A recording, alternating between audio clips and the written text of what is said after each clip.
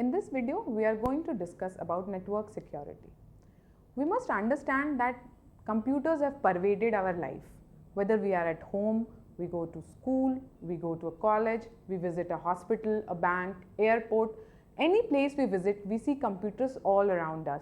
We cannot survive without computers. Whether we have to do shopping, we have to find some information about somebody or some part of our life, we need to access the web, the internet. Now, huge amount of data is getting transferred on the internet, on any computer network.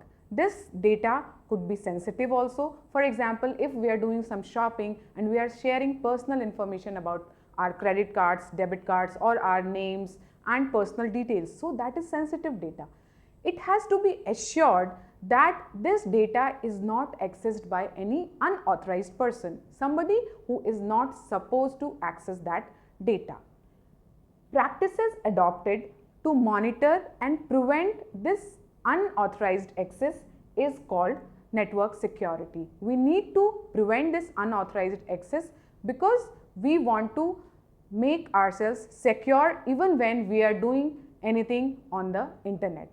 So, let's see what are the possible security threats.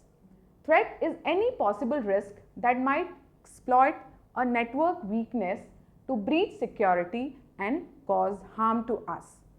These are some of the examples like improper installation, use of unsecure components, electromagnetic interference, extreme weather conditions, lack of disaster planning. These are the hardware security threats.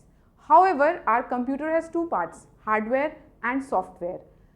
Hardware security threats form only 10% of the problem. 90% of the security threats are related to the software. So, in this tutorial, we have understood what are the possible threats to network security. In our next tutorial, we will study about what a virus is.